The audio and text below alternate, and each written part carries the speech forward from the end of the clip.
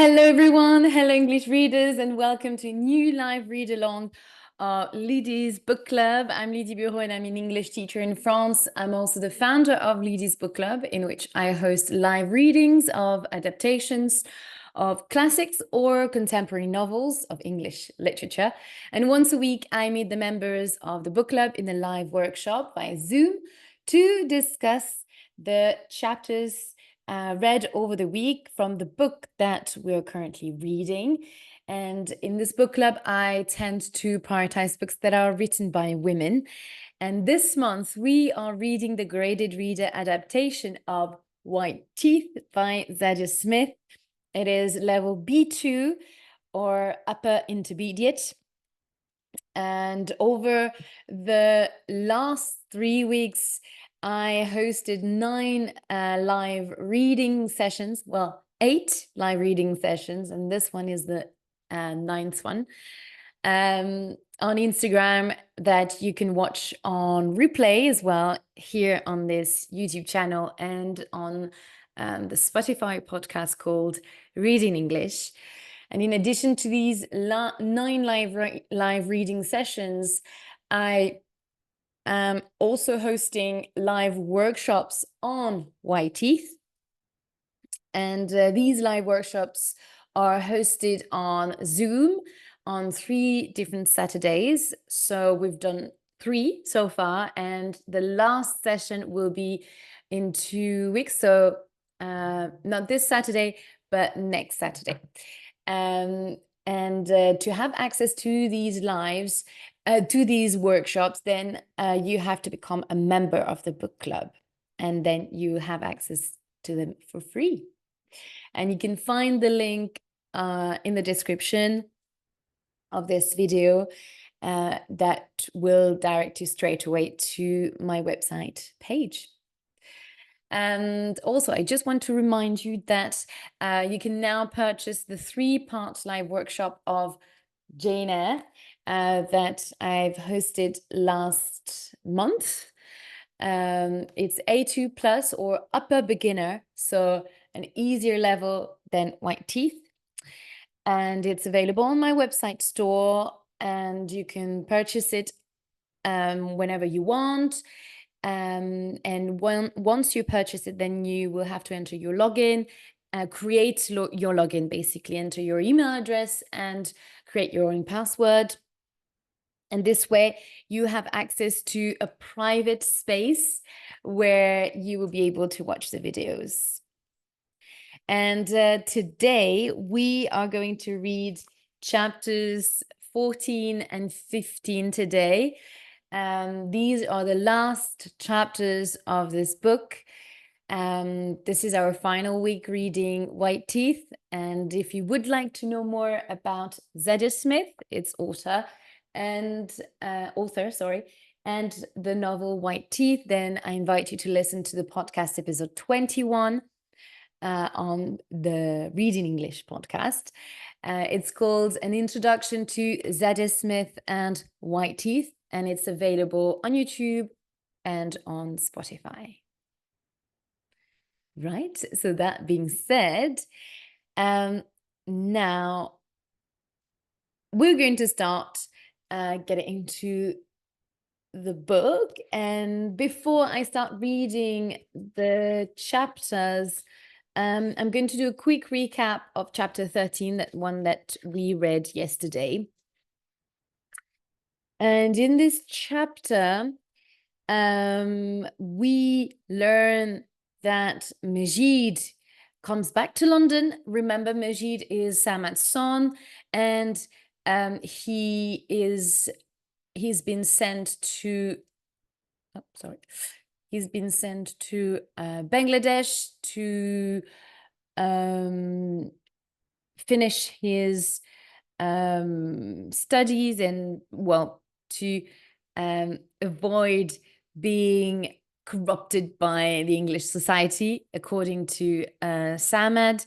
So he wanted to send both of his sons, but he couldn't afford to send both of them. So he had to choose, and he chose Majid, the well-behaved child, very studious and serious at school, and this way Samad knew that he wouldn't cause any problem when living in Bangladesh. And what we have learned so far is that Majid has been corresponding with Marcus, so Josh's father, Mr. Chalfin. And these two share the same passion for science, and also on Majid's side, animal rights, and well, no, that's Joshua. Sorry, I'm sorry. So this passion for, I'm mixing the characters. So the same passion about science and new discoveries. So they align very much together. So Marcus invites Milat over to his house and offer him to work with him. And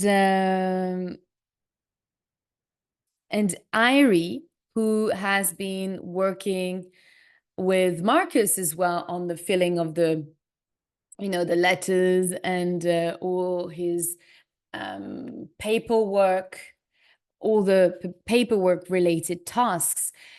And she has become more like a secretary than really supporting him and assisting him in his research on the mouse project. Remember the Future Mouse project? And she, with the arrival of Majid, she feels very much like she is now only working as a secretary, and she's not considered anymore as worthy of more. And she feels very much that Majid has taken her place, and she feels very much excluded from the family in a way, but more specifically from Marcus's research work, and all her aspirations to become a doctor or doing studies or studying in the science field or medicine field has been put aside for her, or she does. I think that she lost confidence with the arrival of Majid, or the beginning of their correspondence. Remember the letter that Marcus sent to Majid, talking about Irie and the fact that she didn't have the ability to become a scientist. So that also probably affected her in a way, although he was saying that she should work in medicine, which is not bad either. But now it's not, there is no even, this is not even a question of studying. It's just using her for filling tasks, filling the letters and just administrative tasks.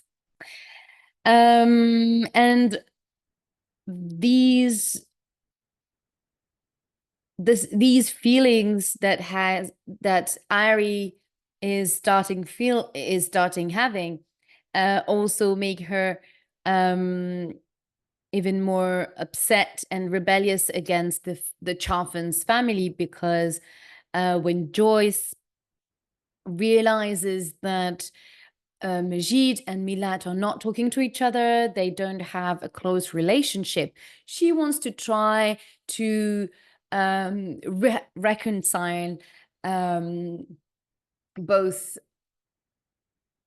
children, both the two brothers, and she's gonna ask Irie to help her in this task. And Irie actually is going to rebel against, and she's going to have quite an argument with Joyce, saying that she should rather care about her own children than worrying about Majid and Milat, who are not her children. And we can see here how Joyce is completely disconnected to her own children and Joshua more specifically. There is this passage about Glastonbury where she is talking when Irie is asking, oh, do you know where Josh is, by the way? And Joyce responds, oh, but Josh is in Glastonbury, he doesn't need me. And Irie tells him that well, actually Glastonbury ended a month ago, so you don't even wonder where your son is and who is he with. So that's quite a contrast, and with the relationship that Joyce has with her own children, the distance that that we feel, and her deep concern about Majid and Milat, who are not her own sons. So, and that she probably barely knows Majid as well. So it's quite paradoxal here. And yeah, quite disturbing in a way as well. So Irie is still going to try to do something, and she, in her attempt to reconcile both brothers, she's going to go to their house. I think they're still living. I think they're both living at the Chalfins, at the Chalfins home.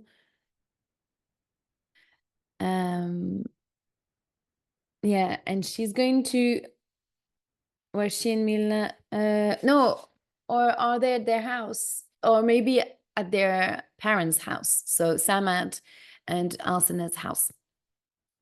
So she goes there, and she goes to meet Milat first in his room, because she knows Milat. She's closer to Milat first. And she's going to start having talking to him about his brother. And what we're going to learn is quite unexpected. Well, with Milat, not so expected, not so surprising, because Irie has always been in love with Milat, secretly in love with him. Oh, well, secretly or not so secretly, because Milat knew she was in love with him. And they're going to have sex. They're going to sleep together. And immediately after this event, this act, then Irie is going to be very remorseful. She is going to regret what happened. And a couple minutes after that, or barely half an hour after this, she carries on with her task of reconciling both brothers, and she's going to meet, or she's going to find Majid in his room. And more surprisingly here, again, she's going to sleep with him. They're going to, well, in the conversation, they're going to start having this conversation about Majid and about Milad, and argue probably because they start having sex in an angrily way, angrily, and without any conversation. Oh yeah, they don't barely talk. They barely talk, and Majid's rage or against his brother is going to be put on Irie, and is going to have sex with her. And yeah, it's going to be quite an aggressive kind of sexual relation with these two. And again, Irie is going to feel really sad after this second event with Majid, with this sexual relation with him, and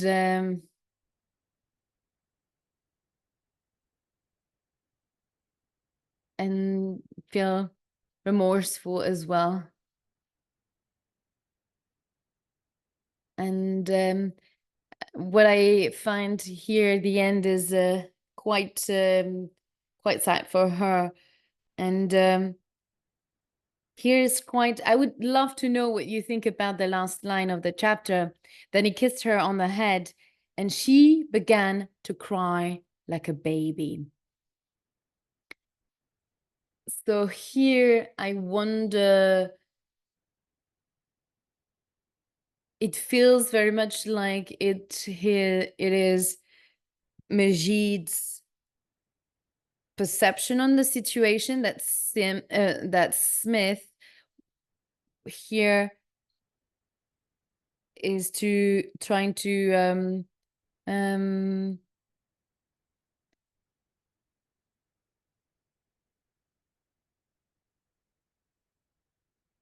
to be in Majid's head here in terms of, or as a narrator, to put Majid as the narrator in this passage, because it feels very judgmental in the way it's been said. Oh, she cried like a baby, like if it was nothing. So here it's the shift is quite interesting in terms of the narrative style, and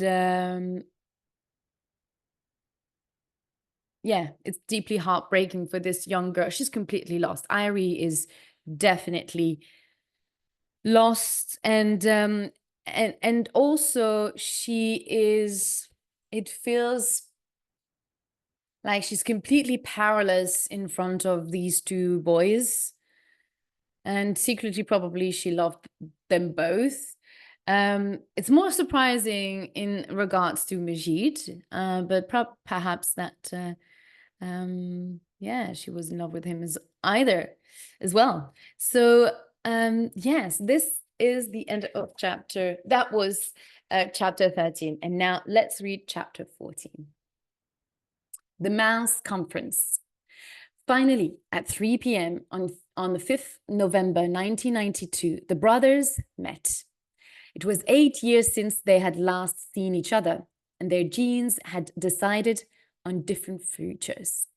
So here again, a jump in the future. So it is, 8 years, or a couple years after Majid moved back to England. Can't remember what year was. We were in the No, 1984 at some point, and now. Yes, that's right. Yeah. So it's 8 years later. Right. It was 8 years since they had last seen each other, and their genes had decided on different futures. Millet was shocked by the differences: the nose, the eyes, the mouth. His brother was a stranger to him, and he told him this only because you wish me to be, replied Majid cleverly. But Milat was not interested in mind games. So you're going to keep helping him? Yeah? Majid lifted his hands. Yes, I want to help Marcus where I can. It is a great project. It is a terrible project, shouted Milat, putting on, pulling out a hair and sitting on it backwards. I prefer to see it as correcting the corrector's mistakes, replied Majid carefully. Remember, Milat is the one that is very into the religious beliefs, that Islamic beliefs.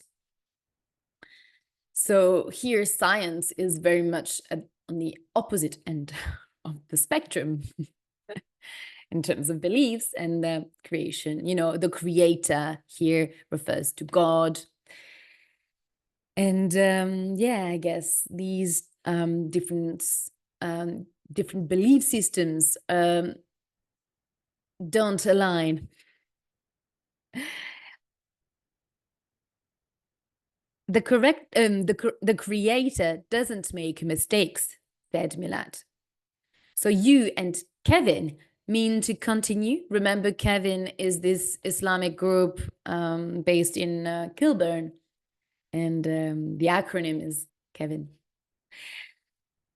Yeah, of course we do. And so do I. And then the brothers began to argue. Sometimes they shouted. Sometimes one laughed at this or that idea. They talked about history, past, present, and future. And every memory, every argument, every belief they had ever known, it went on, and neither could win. On the 20th of December at midnight, the phone rang in the Jones house. Irie, who was now living back at home, so Irie now is back to her parents' house, came downstairs in her nightdress and picked it up. Irie, is that you? Said Hortense's voice. I phoned to warn you. Warn me about what? Asked Irie. Irie, I repeat, I phoned to warn you. Look, I can't, Gran. I'm really tired. Could this wait until... There are days when the Lord wants us to warn the lost. Hortense continued. This is one of them. There will be more. And she started to cry. Please do not get involved with this man. What man? And suddenly she heard Ryan Tops's voice as he picked up the other phone. The scientist, Charlton, he said. The man you call friend. He's playing with the Lord's creations. Marcus? Said Irie. I'm not involved with him. I just answer his phone and do his filling. Then you are the secretary for evil. You are lower than the lowest, said Ryan Tops. Remember, Ryan Tops was Clara's ex-boyfriend. So Clara is Irie's mother. Then Marcus is simply trying to find answers to disease like cancer, she explained. He isn't evil. He is a soldier in the army of evil, she heard Hortense shout. And he is at the front. I'm very disappointed in you, Irie. We will be seeing you at the Future Mouse conference. Then, said Ryan, we will use it to get our message heard. The world's media will be there, and so will we. We're going to sing nice prayers there. We're going to sing nice prayers there with a guitar, added Hortense excitedly, because the piano is too heavy to carry. And we're going to go on hunger strike until that man stops playing with the Lord's creations. And you're going to let her do that, are you, Ryan? Asked Irie angrily. She's 85, Ryan. 85. She can't go on hunger strike. Irie heard Ryan turn and tell Hortense to go to bed. But just before she put down the phone, she could hear her grandmother singing. The Lord gives and the Lord takes. He gives with his right hand and takes with his left. But most of the time, he just takes. And with his left, sorry. And then I rethought, but most of the time, he just takes. He just bloody takes. So here we see that this phrase doesn't definitely resonate in a different way for Irie, because to her, it takes her youth, her freedom as well, because of what happened with Majid and Milat. It took her virginity as well, in a way. Took her naivety and her vulnerability, more like. These two boys took advantage of her. It was 5 p.m. on 31st of December 1992, the day of the Future Mouse conference. Joshua was sitting in a van with 10 nervous friends from Fate. They were on their way from Wilsden to the Parrot Institute in Trafalgar Square. By 1999, Red Crispin, who was Fate's leader. Remember, Fate is the acronym of the animals rights group that Joshua is part of. More than 15 million people will have seen the Future Mouse exhibition, and many more will be following it in the media. There is a picture here of Charfan's head attached to a goat's body and pig's legs, said Jolie, holding a newspaper. Nice, replied Crispin, and then he pointed at another picture. Look at that one. He looks more Charfanist than ever. Joshua deeply regretted telling Crispin about this little family, this joke his family shared about their name. It had seemed like a good idea at the time, make everybody laugh and show which side he was on. But now he felt shame. He had not really understood what he was doing to his father until he heard that word come out of Crispin's mouth. So here it's interesting to see how Joshua is the conflicted views that Joshua has on the people is hanging with, spending time on, and spending time with, and how in wanting to be part of the movement, or to have a sense of belonging to the movement, he betrayed in a way.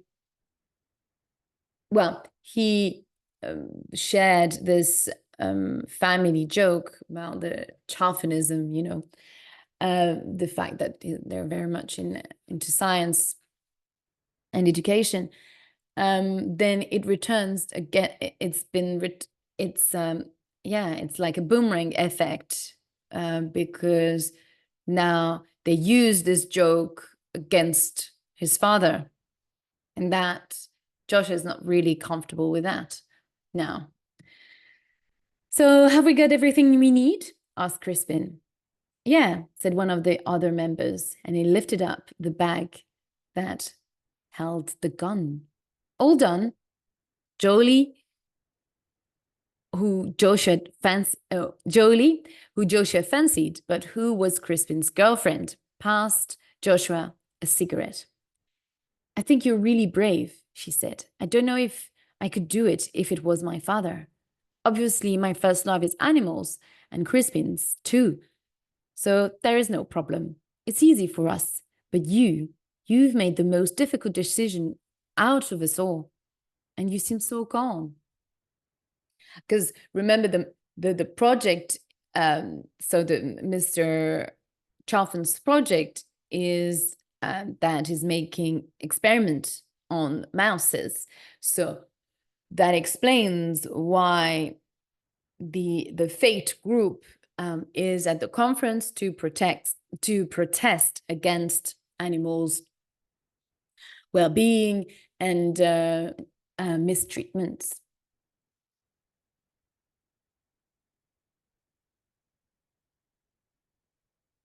Oh, and you seem so calm.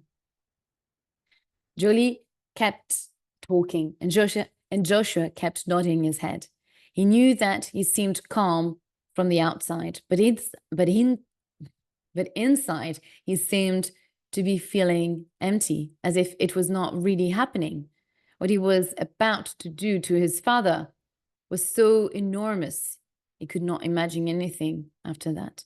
The world happens to you, he thought. You don't happen to the world. There's nothing you can do. For the first time in his life, he truly believed that. And he knew that Marcus Chalfant believed the exact opposite. Milat and Kevin, the group, the Islamic group, were coming by train. Milat let the gang talk and said little. Are you all right, brother Milat? Asked Ifan. Finally, as the underground train came to a stop at Trafalgar Square, and its doors slowly opened. You've got a strange color. Fine, fine, said Milat. But he was not fine. He was drunk. Last night he had found a bottle of whiskey in his bedroom. He had forgotten that it was there, and he had slowly been drinking it all through the day. But Shiva, who now also joined Kevin, along with Mo Hussein Ishmael, the butcher, had done too much wild living himself, and knew that something was wrong. So remember here, Shiva is Samad's colleague at the restaurant where Samad's work. And Mo Hussein, remember, is the butcher that saved Archie's life when he was about to commit suicide in his car. Remember when Archie parked his car in front of the butcher's shop, and Mo Hussein asked him to go away and kill himself somewhere else, or if he wanted to do here, he had to bleed him first. So here it is.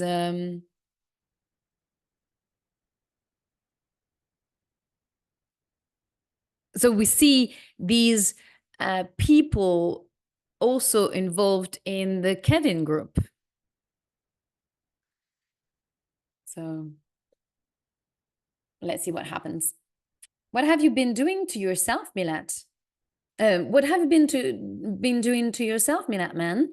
He said as they walked into Trafalgar Square. Milat looked straight ahead.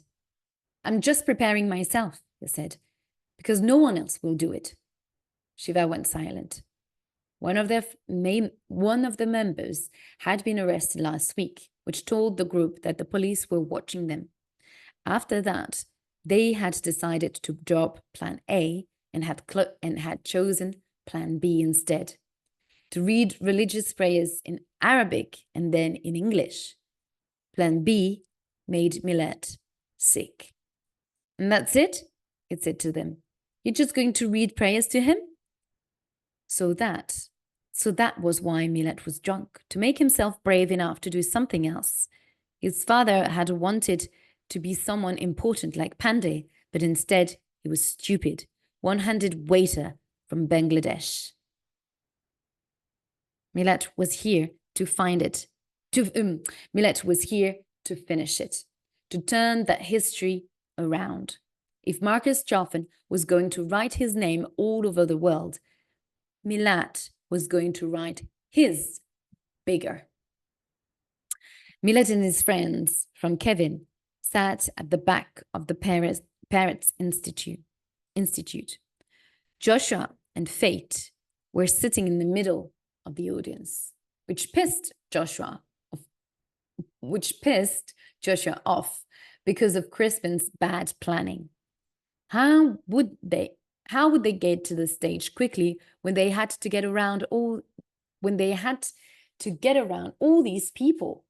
Archie, Clara, Irie, Nina, Samad, and Alsanad took their seats a few rows back from the stage and waited along with hundreds of other people. None of them were really happy to be there, but Nina had reminded them that Irie and Majid were both involved, and as family, they had to go and support them. In the end, Alsana decided for everybody. Archie and the rest were going whether they liked it or not. When she heard these words, Irie began to cry. She cried a lot these days, and then she got angry on the bus when the two families had started arguing over something stupid. "Shut up," she shouted.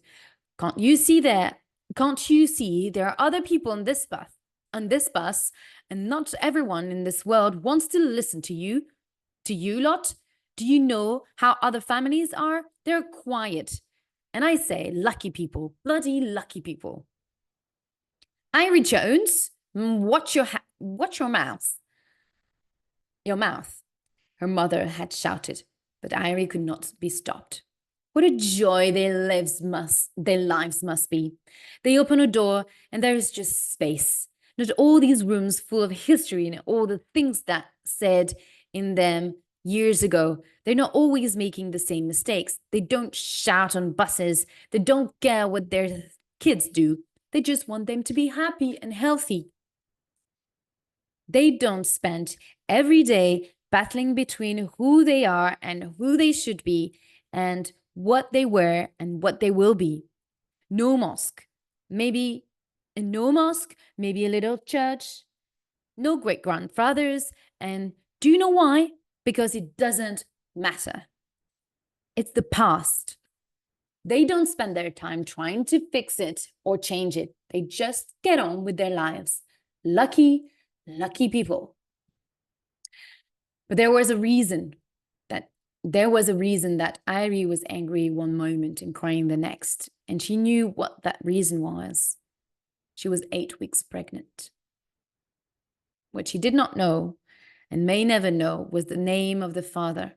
No test could ever tell. They both had the same thick black hair, the same shoe size, the same chocolate brown eyes. She could not know her body's decision or what choice it had made, because whichever brother it was the other one too. Milad and Majid and Milad. Majid, Milad. She would never know. And Irie had thought about this. If it was not somebody's child, could it be nobody's child? A child with no past that gave it a free future? And I'd like to thank you all, especially family and friends, for coming here to the Parrot Institute on New Year's Eve to hear about this very exciting project Marcus began. A row of scientists sat behind the table next to him. At the far end of the row, sat a very old man with white hair. Milad watched the brothers of Kevin looking at each other. They were planning to start things in about 10 minutes, maybe 15, and were waiting for the signal from Infan. But Milad was not waiting for the signal. He was a panda deep inside, and there was mutiny in his heart. Remember here, the word mutiny has here double meaning. Mutiny in his heart because he's conflicted between his own beliefs and his brother's beliefs. And and the fact that he doesn't want anything to happen to Marcus or to himself. But on the other hand, it's his brother. So he's very conflicted here in his mind. And the mutiny, remember Panda's fight for independence and how they created a mutiny to they started fighting against the British army and the presence of the English people in India to be to set themselves free from the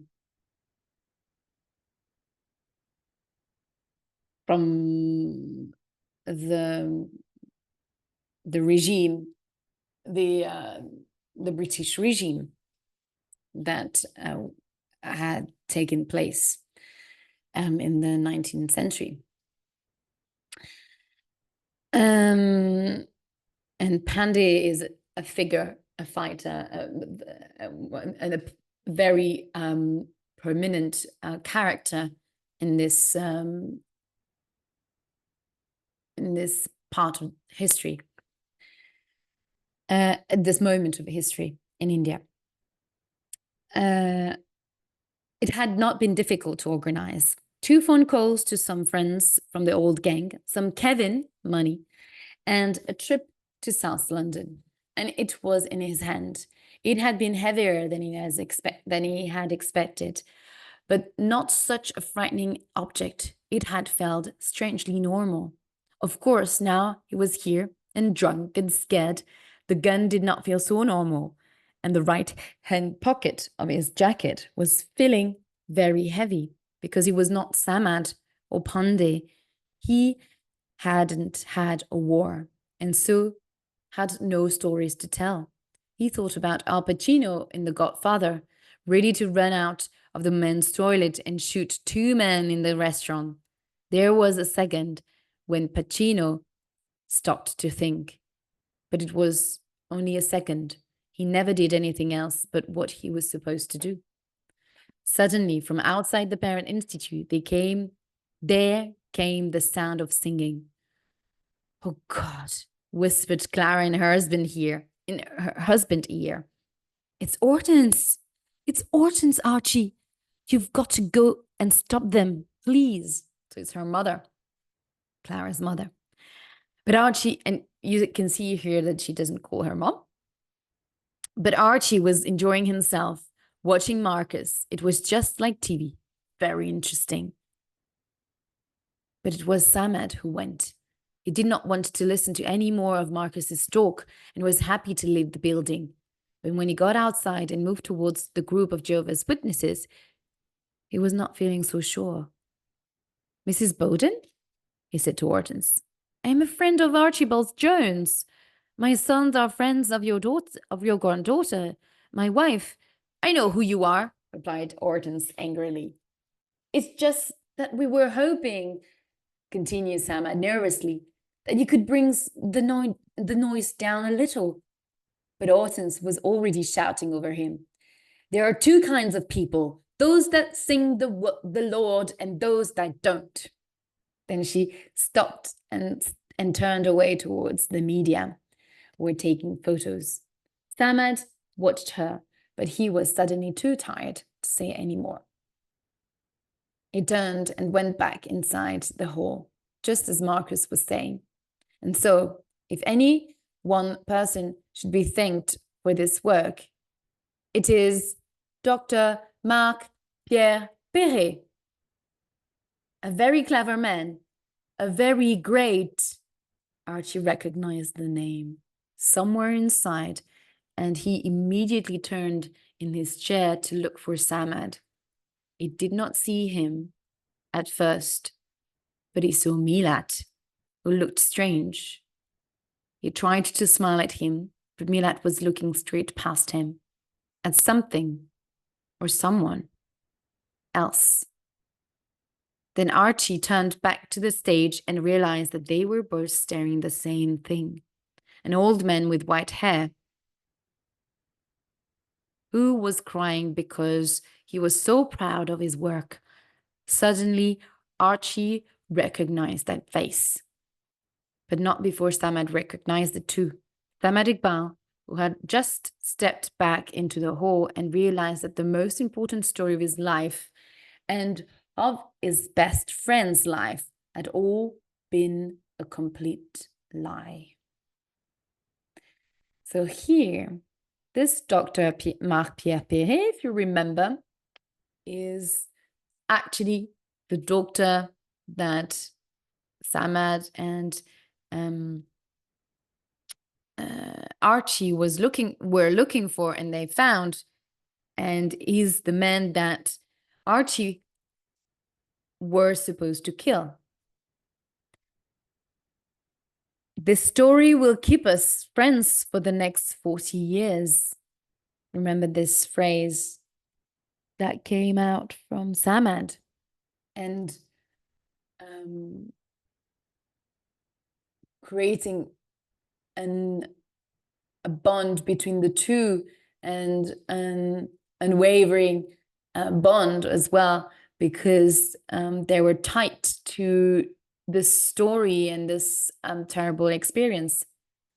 It was the story to end all other stories. It was the story that kept on giving. "Archibald!" shouted Samad, turning from the doctor and moving quickly towards Archie. "You lying, two-faced, bloody," and at the same time, Irie also turned to see Joshua and Milat rising from their chairs and moving towards the stage. Milat was reaching to his pocket, like Pandey so many years before him, but Archie moved quickly and was there before Samad could stop him. The bullet went straight into Archie's thigh, just as it had done 40 years ago. And for the second time, Archie found that he had saved Dr. Perret's life. So here we've got the proof that, again, that Archie did not kill the man in the first place in 1945 when he was meant to. Chapter 15, let's finish this. The final bullet. So here there is a mass, beautiful is not, maybe not the right word, but I would say an amazing, or a parallel here between, there is a fusion between the past and the present in different contexts, but where we see that the history is repeating itself, and no matter the period of time we're in, there are things that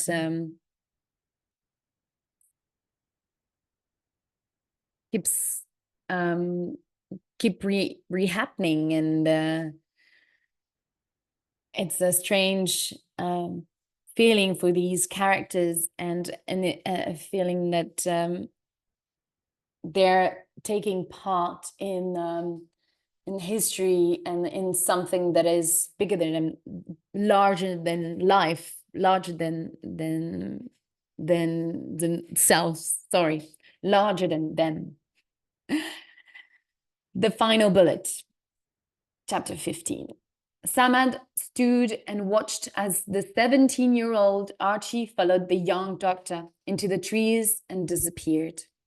So here, flashback into the 1945 year. Well, back to this time in the during the war, and this moment in time where Archie was meant to kill Dr. Perret. The two of them kept walking until they came to some flat open land. Then Archie made the doctor stop and stood in front of him. "Stay there," he said. Stay bloody there, because he wanted to see pure evil. He needed to see it, and then he would be able to shoot him. But the doctor was walking slowly, and he looked weak. Archie had never seen a man looked so broken. He wanted to say, you look like I feel. But neither man spoke. They just stood there for a while, looking at each other across the gun. Look, I'm sorry about this, said Archie finally. The war's over. I don't want to shoot you, but my friend Samad, well, there it is.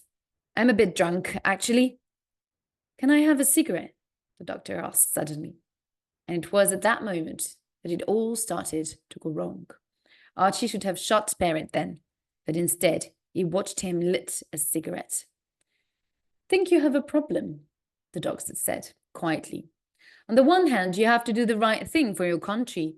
On the other hand, I'm a man. I'm speaking to you. I breathe and bleed as you do, and you do not know what kind of man I am. You have only heard things. So it is difficult. It's not difficult, replied Archie. Then he moved nearer and he lifted the gun to the doctor's head. Have you finished? The doctor began to shake. Then he fell to his knees. But please, think, my friend. Try to think, Archie, he said quickly, knowing that using the boy's name would have the most power. Please, stop talking. When you decide now, we'll have to live for the rest of your life, the doctor continued. And then he stood up and began to walk slowly forward. Stay where you are, shouted Archie. Stay where you are, shouted Archie. Then, I know, I'll flip a coin.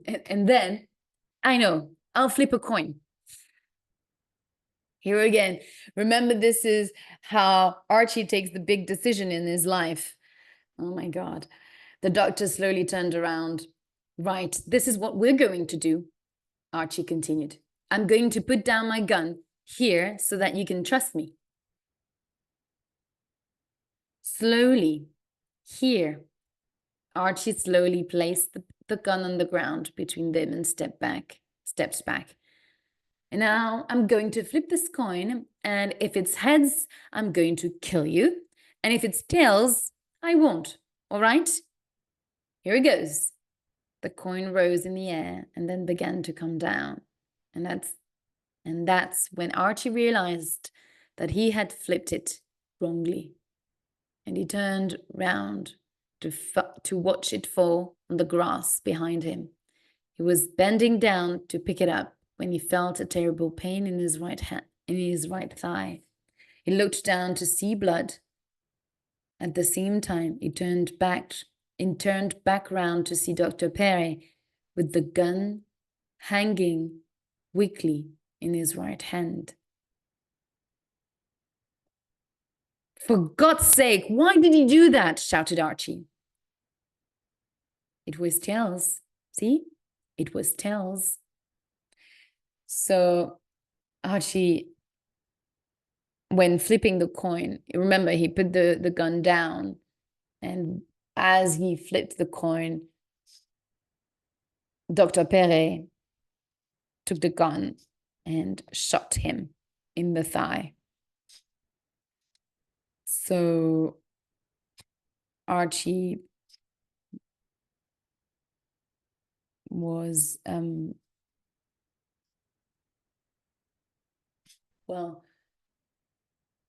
Archie's naivety took him by surprise, or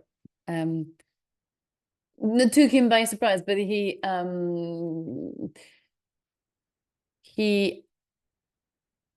Dr. Perret managed to manipulate him, and by he's a young man, and he is unconscious of the danger of what he's doing, and is too naive, yeah. And now the situation has returned against himself. Well, the Archie's is now on the other side of the gun, is now the prey. So everyone watched with horror as the bullet, and now back into the present. So everyone watched with horror. So here again, the same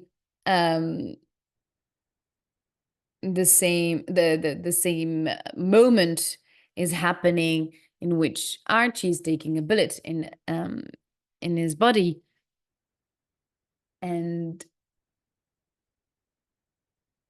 Dr. Pere again escaped from being hurt, and he's the one that is going, and it's Archie who is taking the bullet again here, not from the doctor's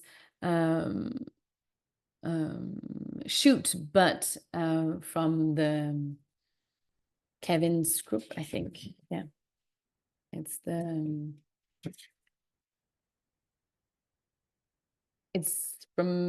Milat's gun.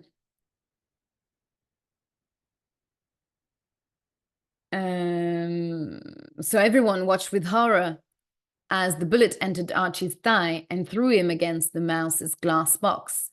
Then glass was flying everywhere. If this was a film, the music would start now, Archie thought. But first, you need an end. And that's when he imagined Milad and Majid arguing about who did what,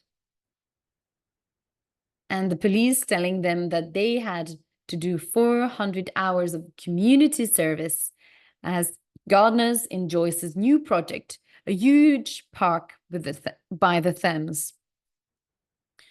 So Archie doesn't die here again, but he's injured, and Milad and Majid are punished to do 400 hours of community service. And he imagined in 7 years' time, Irie, Joshua, and Hortense sitting by the sea in Jamaica. For of course, Irie and Joshua became lovers in the end. Oh, that's sweet for Irie after all the scars went through. While Irie's little girl wrote to bad Uncle Milad and good Uncle Majid, and felt as free as a bird because she did not have her father's past to trouble her. And then he imagined himself and Samad and Clara and Alsana all sitting in O'Connell's, which had finally decided to let women in, and playing cards. But that would be a lie. The past was never simple, and the future was always perfect. And as Archie knew, it was not like that. It had never been like that. But all the same, it would be interesting to know how many people this evening had chosen to watch. It would be interesting to know how many people this evening had chosen to watch a bleeding man fall across the table, and how many instead had chosen to watch a small brown mouse running away. Archie watched the mouse. It stood very still, with a look of joy in its tiny face. Then it ran over his wrist and along the table, through the hands of those who were trying to catch it. He saw it jump off the end of the table and disappear under a door. Go on, my boy, thought Archie.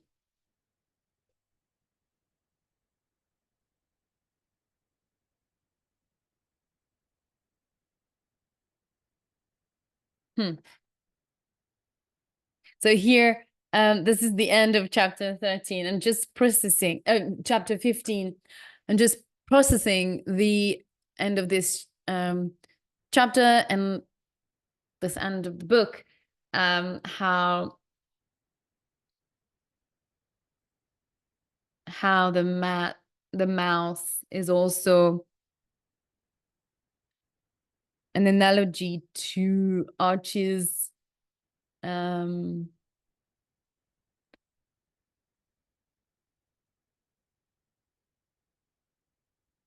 feelings and this sense of freedom in his choice to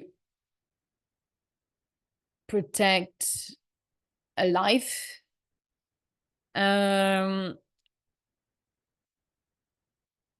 Even if this man collaborated with the Nazis, remember, this was the reason why they wanted to kill him. And however, here, well, of course, in this adaptation, there are parts that are missing because, or they less important events, perhaps, probably, but it's interesting to, it would be interesting to know, or it's just, yeah, probably the reader to interpret its own ending about the fact that the doctor got away with it, with the fact that he helped the Nazis and that he collaborated in the killing of these of the Jews. Yeah, it also shows that there is always there are always people there are going to be sacrificed, and this mouse here got the opportunity to escape her fate. So here, this word fate resonates so much well, has so many meanings here. The fate of the mouse, the fate of the Indian and Bengali and Pakistani people, towards the fate of Pandey, the fate of this doctor as well that got away with life and all the bad things that he done, and how we also congratulate his findings, and we don't really look at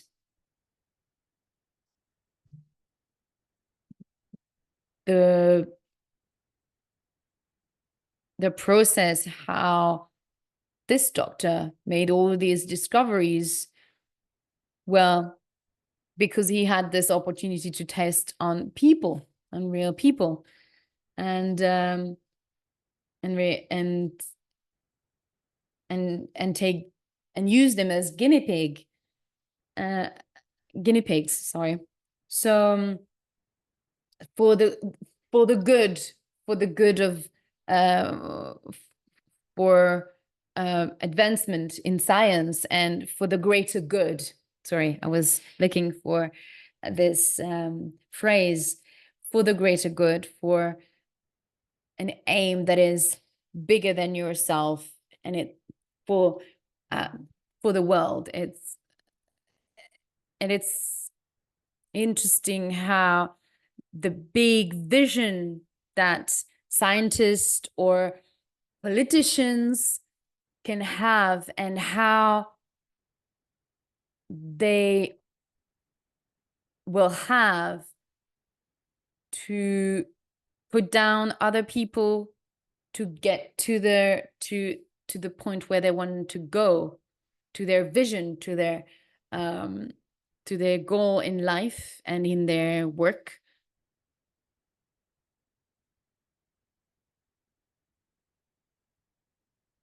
So it's the fate of those people that are going to be sacrificed as well, or these animals that are going to be sacrificed for the greater good. And yeah, there's so many things to say, and there is a little bit of happy ending. Well, we're not so sure in the end, because it seems like Irie found peace with her life with Joshua. And we read also that the little girl, so Irie's little girl, considers Milad and Majid as her uncles. So she never said anything, probably. And thinking that not knowing her past and the real origin of her daughter, how she came about, is quite is very fruitful for discussion, because is it really, and this is what this book is questioning: do we have to erase our past to be able to free ourselves and live our own life? It feels very much that Irie is in this, for her,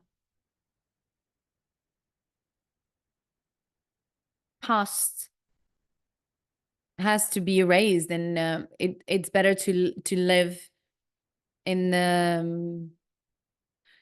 not knowing, either in denial or in not knowing about the past, so that you can free yourself and live your own life. But on the other hand, how can you be happy with yourself, in peace with yourself, when you don't know where you come from? What's your history? What's your family history? What's your ancestors' history? And sometimes you don't necessarily need to look back 100 years ago, but you can't escape from your past, because this little girl will see, well, Irie's little girl will see at some point that, oh, she doesn't have the same hair as her mother. Her hair are probably thin and straight, and she doesn't have the same skin or the same trait and of the face, because of the mixing of Asian and the Jamaican roots, and she is herself mixed race. So all of these identity traits and genes, here again the topic of genes, that are transferred from a generation to the next, are part of who you are. And they're always at some point in your life, when I listen to documentaries, when I watch documentaries about people researching where they're from, especially when they've been adopted, and some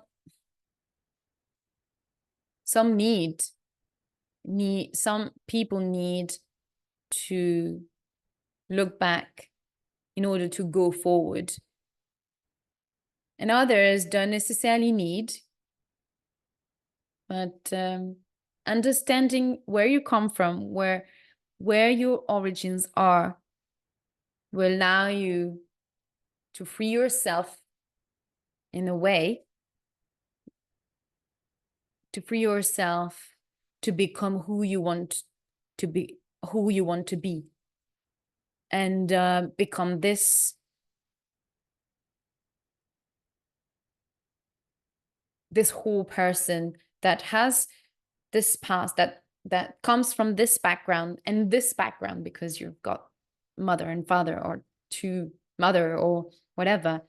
And it's interesting, it's important, I believe personally, that is important to be in a position where you can understand yourself, that you, by looking back and understanding where you're from, when your roots are from, that you will allow yourself to own yourself completely and accept who you are, and your body shape, or your, all those things are important to acknowledge, because we compare ourselves so much to other people, like Irie did with those white people. Oh, but they don't have to worry about where they're from. They're free. They're lucky. They don't have the weight of history that are upon them. They know where they're from, and they don't question themselves. Although I think here Irie has a very narrow-minded view on those people, those white people, because whether you're the identity doesn't have color. That's where we are on the same. That's where we see races as no meaning, because whether we are white or brown or black people, then we all struggle with our past, and we all struggle to find our identity. But of course, when your identity is tied to a dramatic history from colonization and everything, when you come from a country that's been alienated and colonized by the rich and the powerful, then the story is deeper, and it hurts more, and it is much more hurtful. But the vision of Irie on the rest of the people is a little bit narrow-minded. Personally, I find personally, but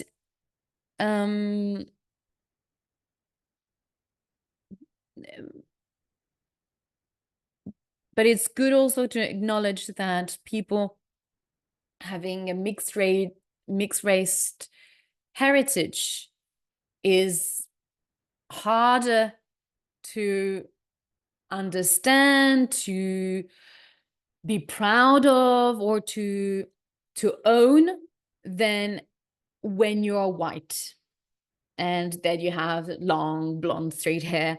And I'm certainly not the right person to have any judgment on mixed race people, because I'm white. I don't have those discrimination, but I'm a woman, and women also have their lot as well. But when you're a woman and you're brown or you're black, then you have Asian background or whatever, then it's even harder than being a white woman. But I think all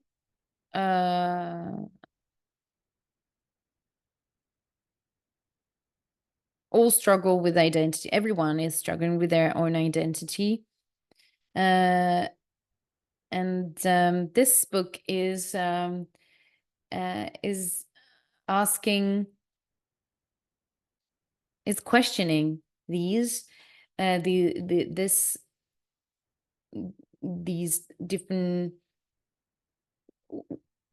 through the different eyes, through the different perceptions of the characters. It asks questions all the time about religious beliefs, about society advancement, as well with the Mouse Project. So it's very, very rich. and there are still questions that are not answered, and and answers that are proper to your own vision of life and perception. So, and perception on identity, for example, or on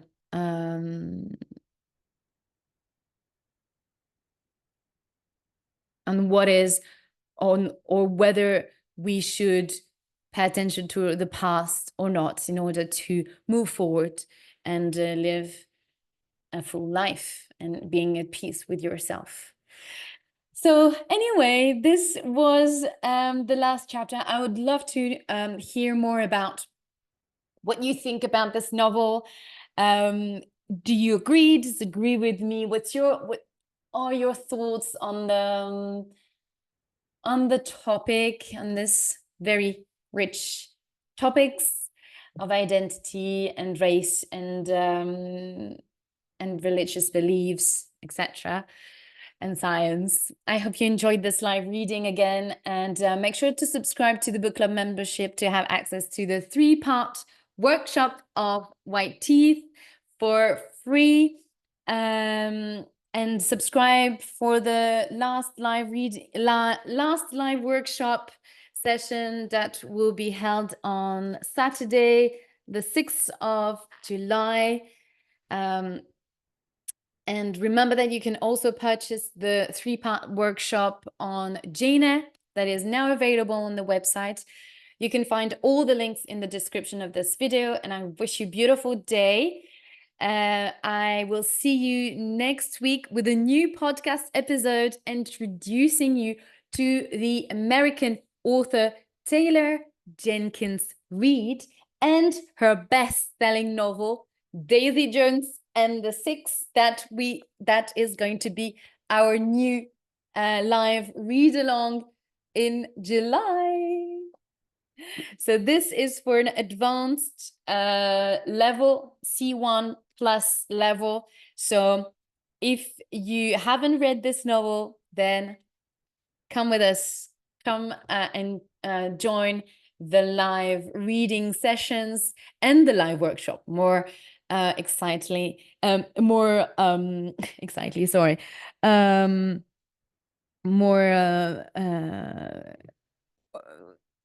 More importantly, sorry, the live workshop that I'll be hosting on Daisy Jones and the Six. I wish you a beautiful day. Bye-bye.